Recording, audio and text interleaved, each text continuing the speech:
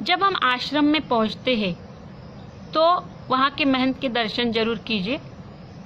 महंत को उद्दंडता पूर्वक खुद के बारे में आत्म प्रौढ़ी से बताना, मैं अलाना हूँ, फलाना हूँ, इतना पढ़ा हूँ, मेरे पास इतने पैसे हैं, मत कीजिए।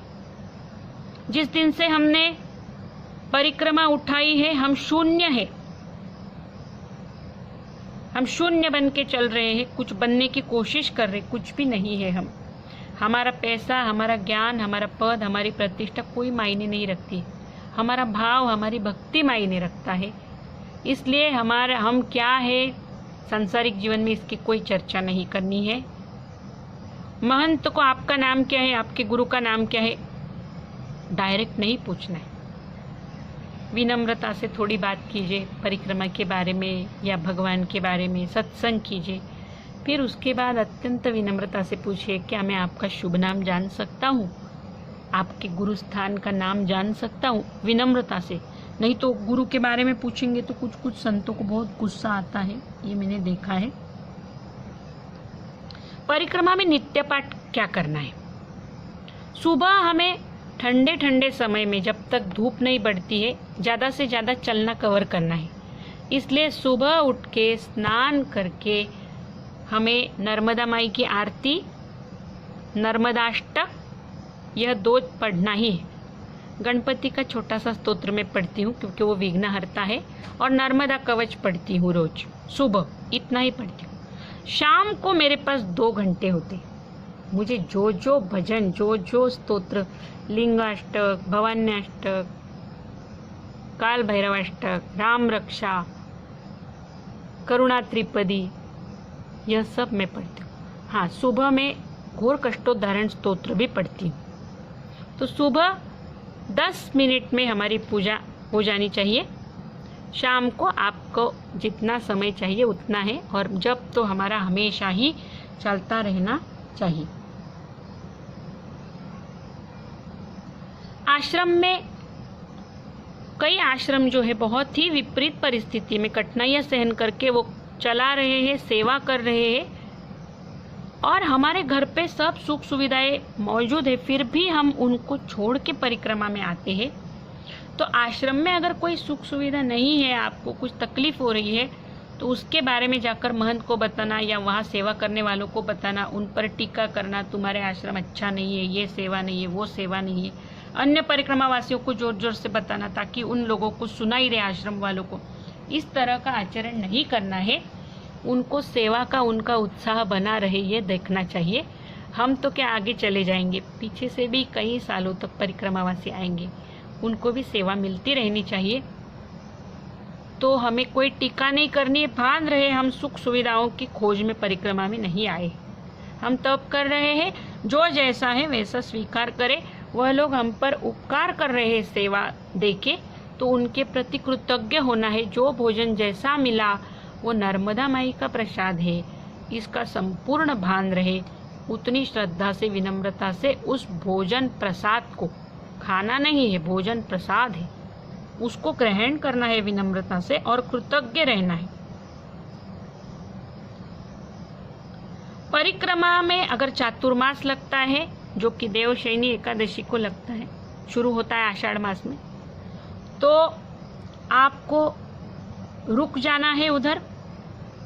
फिर 4 महीने आपको अनुष्ठान करना है, भजन करना है, जप तप करना है, और उसके बाद चातुर्मास समाप्त होता है देवोत्थानी एकादशी को। उसके बाद आपको फिर चलना शुरू करना है। परिक्रमा में ब्रह्मचर्य का पालन बहुत जरूरी है, ये महत्वपूर्ण नियम है। ब्रह्मचर्य का पालन जैसे शरीर से होता है, मन से भी होता है। परिक्रमा में जहाँ तक हो सके पर स्त्री के साथ न चले, पर पुरुष के साथ स्त्री है तो न चले, और अगर चल रहे हैं तो वह नर्मदा माई का ही रूप है, यह संपूर्ण भाव रख के चले। पर स्त्री है, चाहे वो सेवा करने वाली हो, गांव में जो चलते वक्त दिख रही है स्त्रियाँ वो है, या अपने साथ चल रही परिक्रमावासी स्त्री है, चाहे किसी भी उम्र की हो, 1 साल से लेके 90 साल तक की स्त्री या युवती, वो सब नर्मदा माई है, आपके लिए माता है, मैया है, यही भाव रखिए। उसको स्त्री की दृष्टि से न देखे। यही नियम स्त्रियों के लिए लागू होता है। सहपरिक्रमावासी गांव के पुरुष, सेवा करने वाले सब आपके लिए पुत्र रूप, पितृ रूप में है, नर्मदा माई के रूप है। यही भाव रखे, उनको पुरुष रूप से ना देखे।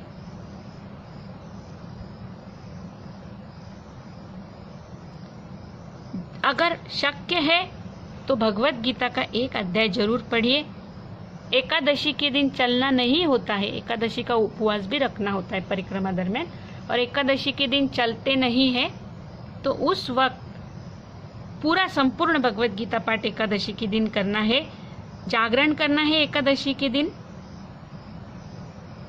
अगर कोई तुलसी रामायण पढ़ता है, मैंने देखा है परिक्रमावासी तुलसी रामायण साथ लेके चलते, कोई देवी भागवत साथ लेके चलता है, देवी सप्तशती उसका पाठ करता है।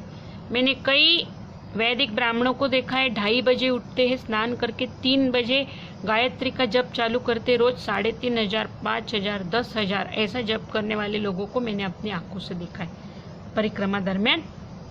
अगर आप ब्राह्मण हैं और आपका उपनयन संस्कार हुआ है तो आपको त्रिकाल संध्या करना जरूरी है परिक्रमा में।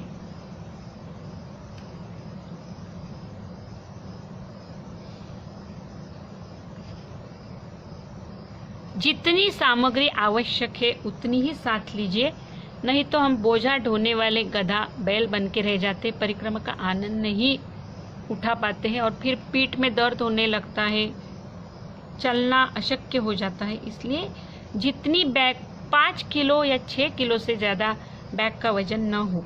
यह देखिए, परिक्रमा दरमियान अगर आप पुरुष हैं तो पहले आप मुंडन करके परिक्रमा शुरू करते हैं। स्त्री पुरुष दोनों को परिक्रमा दरमियान पंचकेश बढ़ाने होते हैं। केश कहीं भी आपको फिर बाद में काटने नहीं है।